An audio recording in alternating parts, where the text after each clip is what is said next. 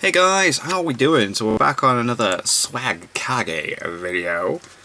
And this one is explaining Kamui. Now I'm looking forward to this, because obviously, simplistically, it's a teleportation dimensional technique, simplistically, that Obito has, where he can like teleport things to it and back out of it, and then in doing so can also like teleport parts of his body. Kakashi shares it because he has his eye. That's my explanation. Now, let's have Swag Kage give us a little bit of a better one. This is explaining Kamui.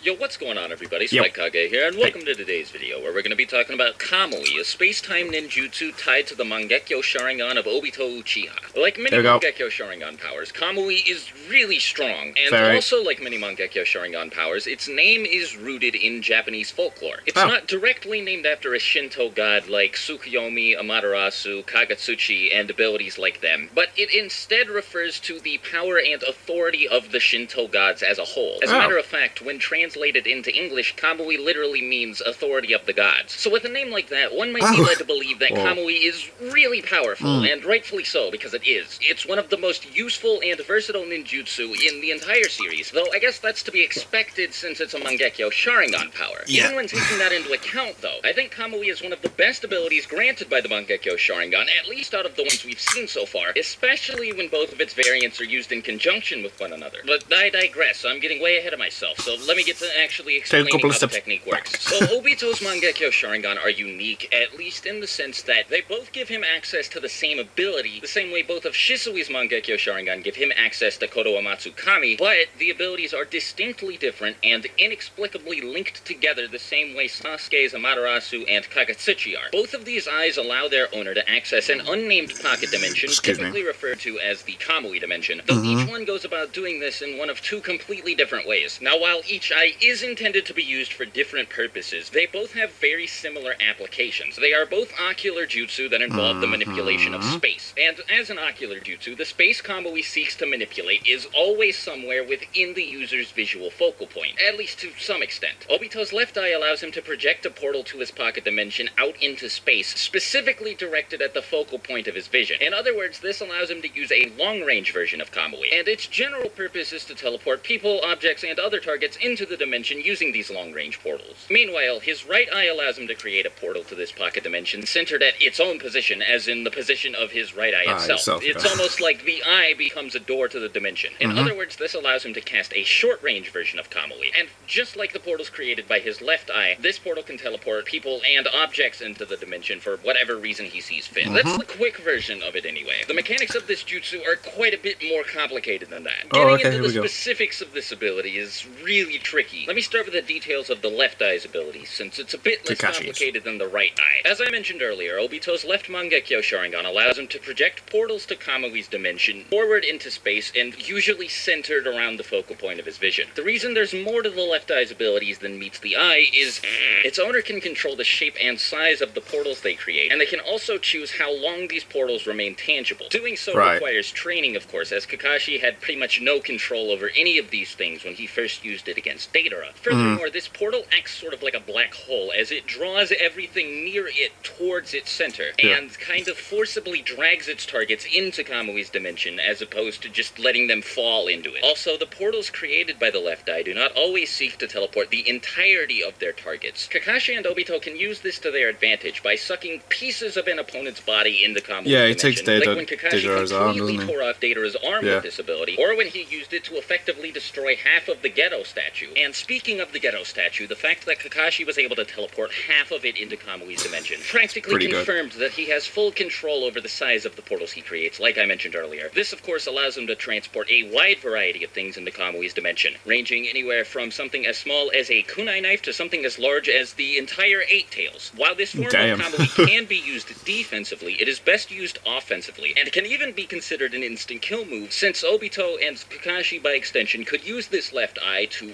hypothetically snipe off a person's head by teleporting it into Kamui's dimension, the same way Kakashi teleported Datara's arm there. Oh yeah, also, one final note is Obito's left eye can also eject things that it's teleported into Kamui's dimension, like when Kakashi ejected Gyuki's entire body, though the portal that the person or object is emerging from needs to be created at a range, like all of the left eye's portals do. Also, Madara seems to be capable of using the left eye to teleport himself into Kamui's dimension, despite the fact that that should be a right eye exclusive ability, but whatever. Anyways, speaking of, now I think it's about time I move on to the specifics of the right eye. This one is a great deal more complicated. So while the abilities of the right eye might sound inferior to the abilities of the left on paper, this one arguably provides better abilities than the left does. Oh, okay. Short-range teleportation might not seem as useful as long-range teleportation, but Obito can accomplish a whole bunch of really creative and unorthodox things with it. For starters, at least initially anyway, while Kakashi was unable to teleport himself into Kamui's dimension, Obito could. And while I guess that's not a huge advantage anymore now that Madara showed that it is possible to use the left eye to teleport oneself into Kamui's dimension, I do think it's worth keeping in mind because that might have been a plot hole. Regardless, even if the left eye is capable of teleporting its user into Kamui's dimension, it can't do so with the same level of finesse that the right eye can. Obito is capable of using his right eye to teleport pieces of his body into Kamui's dimension. But, unlike what happens when he teleports a piece of somebody else's body into Kamui's dimension with the left eye, when Obito teleports pieces of his own body, they will remain intact after he returns them. By storing pieces of himself in Kamui's dimension this way, he is able to make either parts of his body or his entire body, if he chooses to, intangible. Of course, intangibility allows Obito to phase through solid matter, which makes him practically invincible when Kamui is active. When using Kamui this way, Obito does have a few weaknesses, but they're pretty easy to cover, so doing any sort of damage to somebody with Obito's right Mangekyo Sharingan is borderline impossible. The first of these weaknesses is that he can only remain intangible for 5 minutes continuously. This isn't too much of a problem, since there aren't a whole lot of situations where Obito will need to stay intangible for 5 minutes at a time, and more often than not, he can just phase through objects before materializing again and calling on the effects of Kamui when needed. But in rare instances, it is possible to use really excessive amounts of force to exploit this weakness, such as when Conan set up a literal ocean of paper bombs meant to detonate for 10 minutes straight. The second of these weaknesses is that Obito can only attack targets while he's materialized. Since he can switch between tangibility and intangibility very quickly, it's very hard to capitalize on this weakness, but for somebody incredibly fast, like the 3rd or 4th Raikage, or somebody with the Flying Thunder God technique, like Minato Namikaze, it is possible to damage Obito during the split second that he is materialized. The last of these weaknesses is incredibly situational and practically non-existent as a result of that. When Obito and Kakashi fought in the 4th Great Ninja War, Kakashi discovered that their eyes were connected to the same time-space, and also realized that while Obito stores parts of his body in the Kamui dimension, Kakashi can teleport weapons like kunai, or even entire people like Naruto to that dimension to damage Obito while he's there. This pretty much completely nullifies Obito's ability to phase through matter. But again, it's incredibly situational since it only applies when Obito is fighting Kakashi. Anyway, Obito's right eye does give him access to quite a few other abilities. For example, as he can do with his left eye, Obito can eject people and objects that he's teleported into Kamui's dimension with his right eye. So in this case, it is done at close range, making this application quite a bit easier to use and quite a bit more versatile as well. It also seems to require less focus to do this with his right eye, though that may be due in part to the fact that the only person to ever do it with Obito's left eye was Kakashi, and Kakashi was using a transplanted Sharingan as a non-Uchiha, which comes with a whole lot of negative side effects, so I can't say for sure.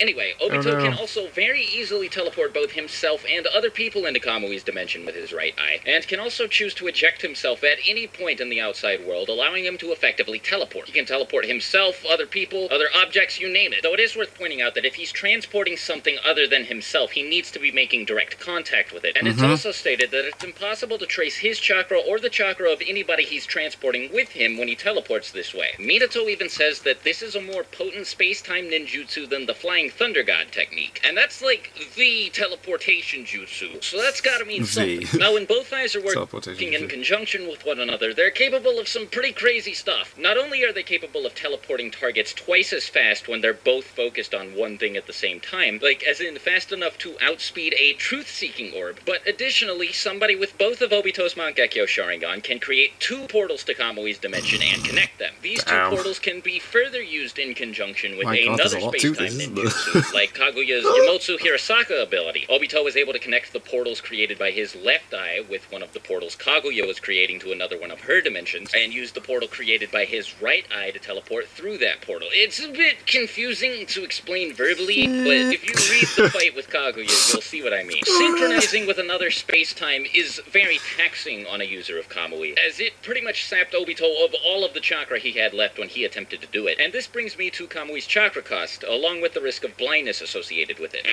Obito's repeated use of Kamui has had no negative impact on his eyesight whatsoever. Yeah, he's used it so many times on the the only time his eyes have ever started to bleed were immediately after he first used Kamui in the battle against all of the Blood Mist ninja that he massacred, and when he used Kamui in synchronization with Yomotsu Hirasaka. That's it. Obito has never once shown any sign of blindness or impaired vision, and while Kakashi initially showed signs of fatigue after using Kamui, I mean, heck, he was stuck in the hospital for like an entire month after using Kamui on Datara. Yeah, that's true. Yeah. Training, he was able to increase He had the so amount much of time strain he on him, used didn't it? Kamui per day, though I'm not sure about the blindness. He did state during the war that he was getting close to going blind, though he used it way too many times for me to believe he shouldn't have been blind by that point. Already, He yeah. was given chakra from Kurama, so that might have had something to do with it, but I'm not entirely sure. A lot of people attribute Obito's resistance to the ill effects of his Mangekyo Sharingan to the fact that he has Hashirama cells, and I guess I can buy that. I'm not entirely sure why that would have an effect on how much chakra Was it Lux Taku that was just like, come on, Hashirama cells? Anything that implies that Kamui fixes would everything. cause him to run out of chakra. But, I mean, whatever. Anyways, as for Kakashi, I cannot think of a similar justification, because I know for a fact he does not have the cells of Hashirama Senju. But, I mean, whatever.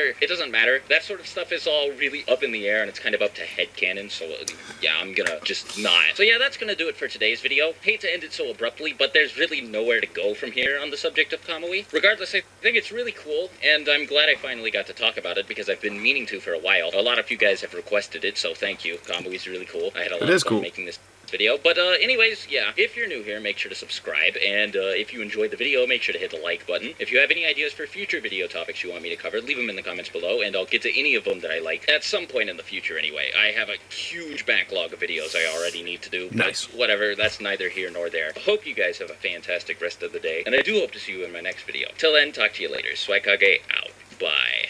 Cool. Man, a lot going on with that technique.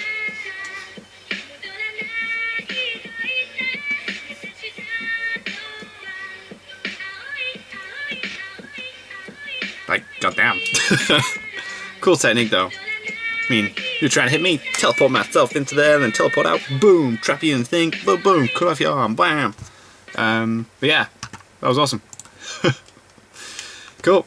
So, I'm pretty sure people were requesting that one as a reaction as well. I think that's why I chose this one.